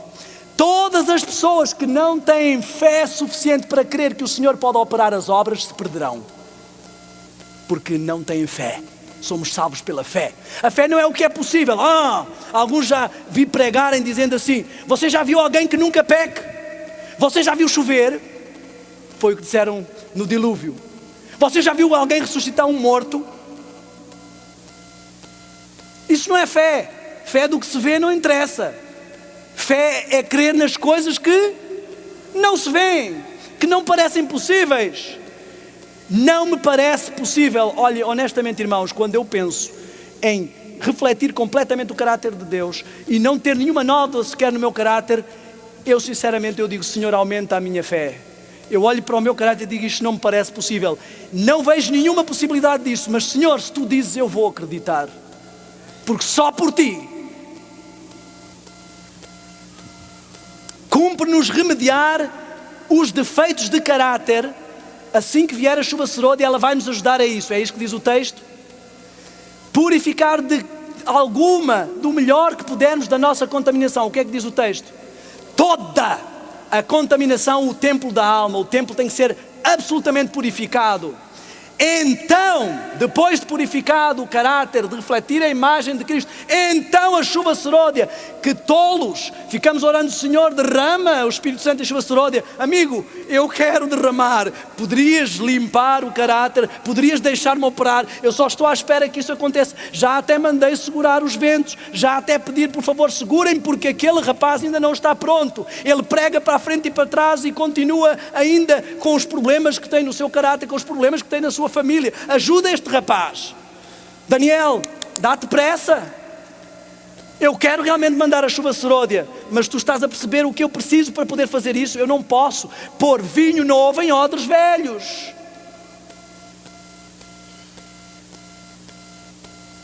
Então a chuva serôdia cairá sobre nós como caiu a temporã. Só depois de remediarmos os defeitos de caráter. Sem mim não podeis fazer muita coisa, diz o texto. Como é que diz? Nada. Nós só não estamos ainda nesta condição porque ainda acreditamos que podemos fazer alguma coisa. Se já tivéssemos percebido que não podemos fazer nada, já tínhamos nos agarrado às vestes da justiça de Cristo, como Jacó, desesperados. Eu quero dizer-vos uma coisa, muita gente olha para o futuro, para o tempo da angústia e para a angústia de Jacó, mas eu quero dizer, quem não se angustia agora, quem não chora e geme pelas abominações que se passam agora, toda a alma que não se afligir agora, não chegará a esse ponto. Eu quero dizer-vos, irmãos, desculpem, não quero ser negativista e alarmista. A graça do Senhor nos manterá a alegria mesmo em meio a estas dificuldades. Eu vou tomar um tempinho mais porque eu quero dizer algumas coisas. Mas eu quero que entendamos o seguinte. Desde agora até a vinda de Cristo, você e eu, se quisermos ser o povo de Deus, não teremos descanso. Estaremos a afligir-nos por causa dos nossos defeitos de caráter, das nuvens negras que os anjos maus trazem sobre nós, da confissão do nosso pecado, das abominações e apostasia que se comete na nossa igreja, que vão avançar, tomar conta, riscar-nos, cortar-nos, mandar-nos para todo lado, taxar-nos, dar-nos mau nome. A Bíblia diz que, o Espírito Santo, aliás, diz que não devemos estar tão preocupados com o nosso caráter a ponto de que isso nos atrapalhe em fazer aquilo que o Senhor nos diz. Aquele que não estiver disposto a ser mal falado e quiser manter o seu status, não conseguirá fazer isto. Estaremos afligidos com estas coisas, depois vamos estar afligidos com o mundo todo, reconhecendo direitos humanos, avançando, e nós sendo considerados fanáticos, quadrados, que não aceitam o gay porque têm mente fechada, que não aceitam isto e aquilo outro, não comem, não fazem, vestem assim, os quadrados. E depois daí vamos passar a aflição pelo decreto dominical e a aflição da perseguição, e não vai ser só uma igrejinha, não vai ser só um bando de apostatados numa igreja, não, vai ser um mundo inteiro. E nós sozinhos. E a angústia vai ser tal como nunca houve, a tal ponto que Miguel diz: basta, e se levanta em favor do seu povo. Não existe mais vida fácil para você. Mas essa é a vida mais prazerosa, porque a alegria de Cristo está ali. A alegria de Jesus não está nas coisas materiais, senão ele teria ficado sozinho. Eu quero que entendam uma coisa: a vitória da cruz é ganha no Getsemane. Foi no Getsemane que Jesus largou a sua vontade totalmente e disse: Senhor, eu não quero. A minha alma, como diz, a sua natureza humana recuava perante o que ele tinha que fazer. Era desesperante, era uma obra demasiado grande para ele. Mas foi naquele momento que ele disse: não se faça a minha vontade, mas a tua. Primeiro o eu morre no Getsemane e só depois ele pode ser crucificado com Cristo. A agonia da cruz poderemos compará-la aos que estão ali na angústia de Jacó. Pai, por que me abandonaste? Ele se sente sozinho. Mas precisamos agora, nesta fase, afligir as nossas almas no Yom Kippur, no Getsemane, render o eu e a nossa vontade para chegar a esse momento. A Bíblia é tão clara, todos os símbolos que temos desprezado dizem tudo. Eu tenho que continuar. Com todas as faculdades que nos forem dadas por Deus, estamos procurando alcançar a medida da estatura de homens e mulheres de Cristo. O que é que são homens e mulheres da estatura de Cristo? Poderemos levar isto na teoria, na poesia. O próprio texto explica, não precisamos de ninguém para interpretar. Olhem, estamos buscando a sua plenitude, chegando cada vez mais alto, procurando atingir a perfeição do seu caráter. Ellen White parece que era também perfeccionista. Quando os servos de Deus chegarem a esse ponto, eles serão selados em suas frontes.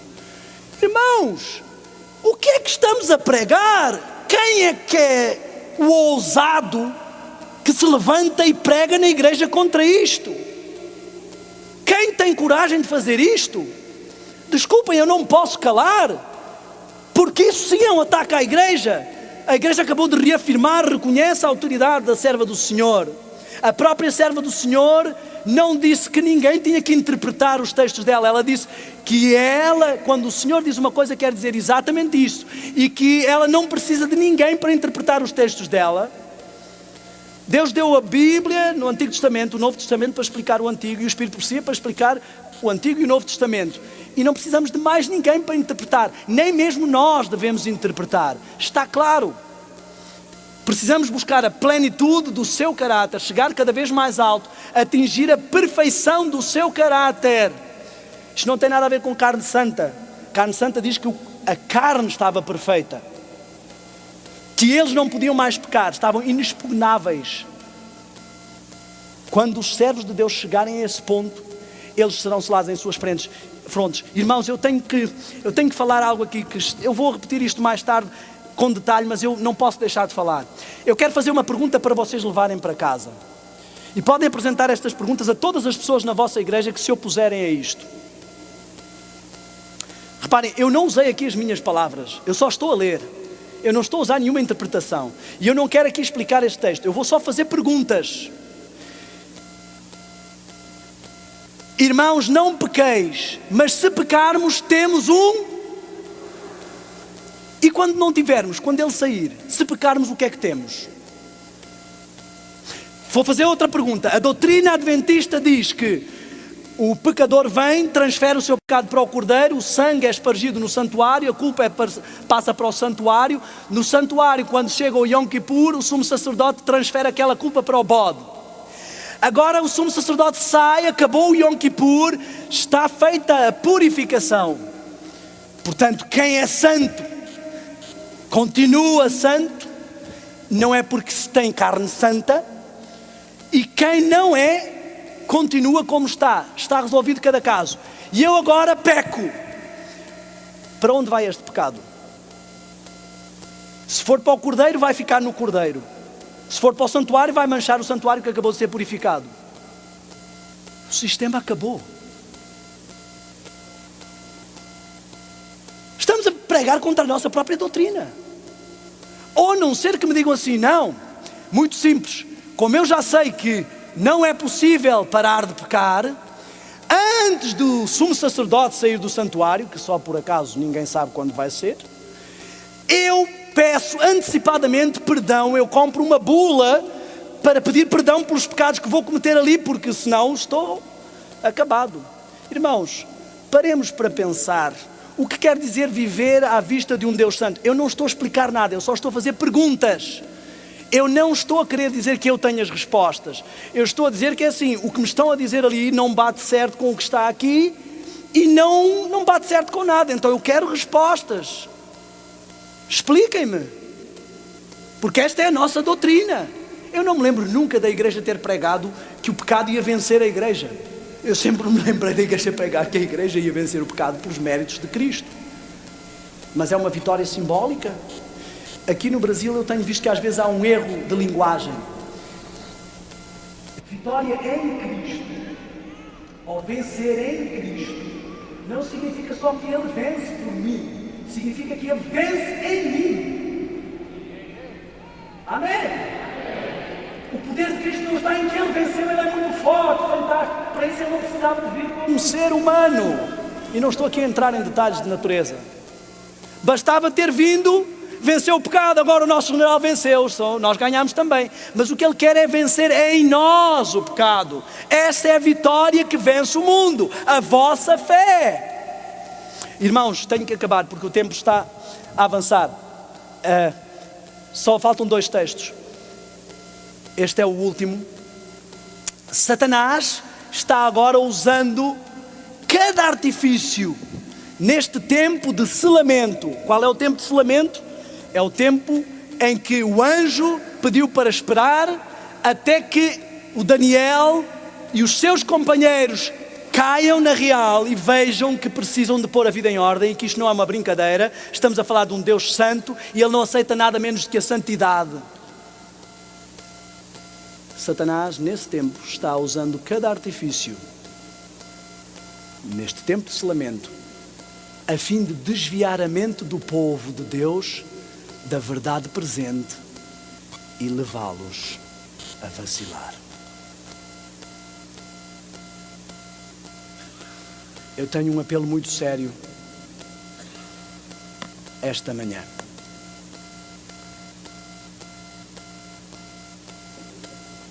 Sério para mim também. E vou começar por mim. Daniel, o que te está distraindo? Talvez se sondares ou me deixares sondar profundamente o teu coração, talvez vás descobrir que por vezes o teu ministério pode estar a ser mais importante que a tua preparação ou o teu selamento. Talvez às vezes estejas demasiado ocupado, como Marta,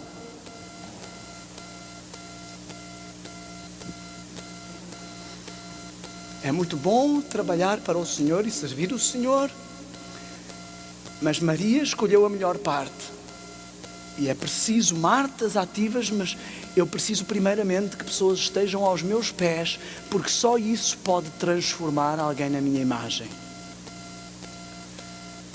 E eu neste momento quero perguntar a cada um aqui nesta sala, se sondarmos profundamente e deixarmos Cristo sondar profundamente o coração, vamos provavelmente descobrir que muita coisa na nossa vida está mais importante do que o selamento e que não prezamos isto como uma pérola de grande preço, que não temos ouvido tantos sermõezinhos dizendo que está tudo bem, que não fazemos a associação de que isso é o que está profetizado quando te disserem paz, paz. Não há nenhuma paz. Porque nós, por natureza, não nos inclinamos a estas coisas. Eu quero perguntar esta manhã,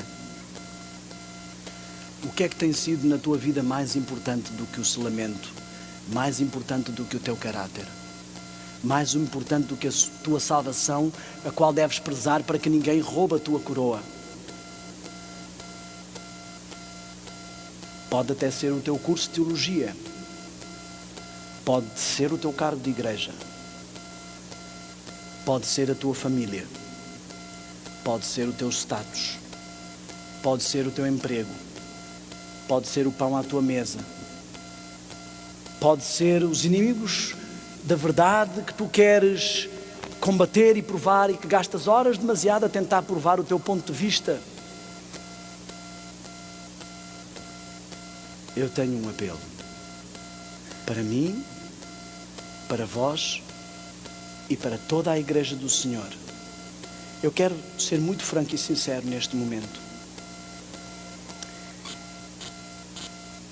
Daniel Spencer não é quem vocês pensam que ele é. Todo este ministério que eu tenho vivido e tido, eu não tenho capacidade para o desenvolver. Eu não estou a utilizar palavras feitas. Eu estou a ser sincero. Foi o Senhor que levou as pregações a partir de Hortolândia. O irmão Marcos até estava aqui, foi a pessoa que gravou. Eu nem sequer sabia que ele estava a gravar. Quando eu comecei a pregar a Guerra dos Gentios, eu não tinha sequer noção da importância e da seriedade daquilo que eu estava pregando. Eu só decidi partilhar com as pessoas aquilo que o Senhor trouxe e que me ajudou na minha vida, e pensei assim, isto vai ser útil para mais alguém. Eu nunca pensei que fosse ter tantos inimigos. Eu nunca pensei que a Igreja do Senhor, em vez de dizer assim, uau, era mesmo isto que eu estava buscando, Daniel, eu tinha a mesma dúvida que você, ia ficar tão revoltada. E se eu estou aqui pregando e estou diante de vós, com toda a sinceridade do meu coração, eu vos digo, é porque Deus me tem mantido em pé. Olhem, nós já recebemos na nossa casa visitas de homens importantes da nossa obra, e eles ficaram surpreendidos quando chegaram à nossa casa. Eu acho que eles saíram confusos, dizendo, como é que este grãozinho de areia causa tanto problema? É assim, não sou eu que causo o problema. Qualquer um que está nesta sala, ouçam bem, porque isto que eu estou a dizer é verdade e não é uma bela poesia para terminar o sermão. Qualquer um que está nesta sala que se queira colocar nas mãos do Senhor inteiramente e estiver disposto a enfrentar o que for para levar esta mensagem, vai ter muitos problemas, mas o Senhor o vai abençoar e proteger a sua família e o seu ministério de uma forma que ele nem imagina. E poderá fazer dele um pregador ou, se for outro dom, qualquer outra coisa. Eu acredito, sinceramente, que o Senhor me trouxe me deu esta missão, este ministério de partilhar esta... Eu nunca pensei, o Brasil é um país imenso, Portugal é uma coisinha assim. Eu nunca pensei que o Senhor me chamaria para fazer isto, estou a ser muito sincero. Mas ainda assim eu quero dizer uma coisa. Irmãos, isso não interessa para nada se eu não cuidar do meu caráter e do meu selamento. Aquilo que deve preocupar neste momento a Igreja Adventista, mundialmente, não é a ordenação das mulheres, não é nada daquilo que já está estabelecido, mas é a preparação de cada um. E eu quero deixar este apelo para você, Lígia, para ti, Vera. Estão aqui muitos amigos, muitas pessoas. Eu tenho pregado nas vossas igrejas. Estou muito contente por estarem aqui e eu aceitei este convite. Porque eu só quero dizer uma coisa ao povo de Deus neste momento. Nada mais importa, irmãos. Nós chegamos a um tempo em que nada mais importa. Está acabado. Isto não vai a lado nenhum, irmãos. Acabou. As profecias estão a acontecer e só nos resta preparar o caráter. Não esperem vida fácil. Se odiaram a Cristo, vão-nos odiar a nós. E quando Jesus enviou o seu povo para o meio de Israel, ele disse: cuidado que eu vos estou enviando para o meio de lobos. Olha, se você fosse um cordeiro, você saberia o que significa um lobo para um cordeiro. Nós temos estado a brincar no meio de lobos. Lobos devoradores, chamou Paulo. Eu quero dizer sinceramente, só ia falar sobre isto no próximo sermão ou no outro. Mas a palavra mártir é a palavra que traduz mártir e testemunha. E Jesus disse claramente: sedes meus mártires, primeiro em Jerusalém, depois em Samaria e até aos confins do mundo. Este é o futuro que espera todo o que quiser seguir a identidade que Deus deu a esta igreja. Nós vamos testemunhar e ser mártires, primeiro em Jerusalém, no santuário do Senhor, no povo de Deus, na própria igreja. Eles vão tomar conta de tudo. E eles, eu não digo eles os maus, eles todos aqueles que não se querem vergar ao Senhor. Posso ser eu se não me quiser vergar. Vamos martirizar, testemunhar primeiro aqui e sofrer todo o tipo de perseguição. Isso já está a acontecer. Pastores consagrados, dedicados, estão a ser barrados em muitos lados. A divisão está instalada. As pessoas, vota-se uma coisa e eles querem seguir outra. Não percebemos que são os inimigos da verdade, que estão infiltrados. Estamos a tranquilizar o nosso coração porque dizem: aqueles são dissidentes. Não sejamos tolos. Vamos ser martirizados aqui. Depois, Samaria. Samaria são os irmãos de Israel. Os irmãos de Israel são as igrejas que cumpriram a missão antes de nós na estafeta, que foram restabelecendo os móveis do santuário. São os evangélicos, são os cristãos sinceros. Depois de sermos martirizados na nossa própria igreja, vamos ser martirizados ali. Vamos ser gozados, troçados, considerados fanáticos. Existe um vídeo de um pastor adventista num programa na Inglaterra. Todo mundo olha para ele, ele só disse... Nem falou sobre estas coisas complicadas da igreja. Só disse como é que nós queremos que Jesus virá. E todo mundo pensou que ele era louco. E depois de ser martirizados em Samaria, vamos ser martirizados até aos confins do mundo. O testemunho está inteiramente ligado ao sangue. Quando a igreja não tem perseguição, ela tem apostasia. E a única forma de espiar esta apostasia é com sangue. Eu só quero deixar este apelo a toda a igreja adventista mundial. Este é o momento da sua decisão. Este é o dia aceitável do Senhor. O Senhor põe diante de vós neste momento a morte e a vida, os cordeiros e os bodes. E vos diz que precisam escolher hoje a quem querem servir.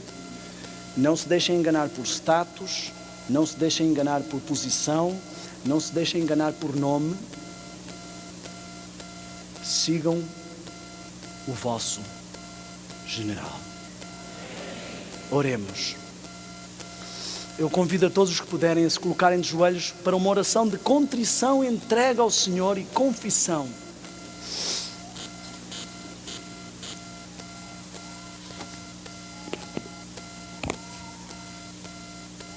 Senhor nosso Deus Todo-Poderoso, eu gostaria de poder orar como Daniel, gostaria de ser fiel como Daniel, gostaria de cumprir esse sonho dos meus pais quando me deram o nome de Daniel, mas infelizmente tenho estado demasiado distraído e não estou nesse nível. Mas Senhor, por isso mesmo eu não quero usar os meus méritos. Eu sei que a vitória sobre o pecado não vem pelos meus méritos. Eu sei que em mim não há nada de bom nem nenhuma capacidade. E nos momentos em que eu não sei isso e que o meu orgulho ultrapassa, por favor, mostre-me isso. Leva-me ao pó, Ajuda-me a estar humilde perante Ti, Senhor. Mas eu venho a Ti usando os méritos de Cristo, aquele que foi submisso, aquele que foi humilde até à morte e morte de cruz, o único que tem poder para realmente restaurar a vida, não só para curar cegos e ressuscitar mortos, mas para trazer à vida pessoas mortas espiritualmente e para vencer o pecado e as portas do inferno. Senhor, neste momento é no nome de Cristo que eu venho à Tua presença para interceder. Eu quero interceder pessoalmente por cada irmão que veio aqui, pelas suas vidas. Eu sei que aqui está reunido, não os que são melhores que os outros, mas estão reunidos pessoas que desejam realmente e que têm labutado realmente e que estão buscando o Senhor. Por favor, eu peço uma bênção especial para a vida delas, uma bênção de poder para vencer o mal, uma bênção de sensibilização para se entregarem a Ti e humilharem-se totalmente, Senhor. Opera na vida delas, opera na vida das suas famílias, opera na vida daqueles que queriam vir, mas que por algum motivo não puderam. Dá força e ânimo àqueles que tiveram medo das ameaças. Ajuda-os a entender, Senhor, que se cederem e recuarem agora, terão que ceder e recuar para sempre, porque a coisa não mudará. Mas, Senhor, eu quero também interceder pela Tua igreja, esta poderosa igreja que Tu puseste no mundo e que o inimigo tem tentado de tudo para destruir, mas que não conseguirá. Por favor, Senhor, vivifica a Tua igreja, fortalece a Tua igreja, reaviva a Tua igreja, reforma a Tua igreja e opera, toma as rédeas, porque nós não temos sido capazes de liderar o Teu povo. Por favor, Senhor, toma as rédeas, termina a obra, porque o tempo esgotou, porque a terra está podre com tudo o que se passa e até a Tua própria igreja o inimigo quer contaminar. Por favor, Senhor, atende à minha oração, apesar de eu não ser digno. Por favor, atende como Te clamamos e opera com poder. Prepara-nos para servir o General Miguel e para estar prontos e selados quando ele se levantar. Eu Te peço em nome de Jesus. Amém.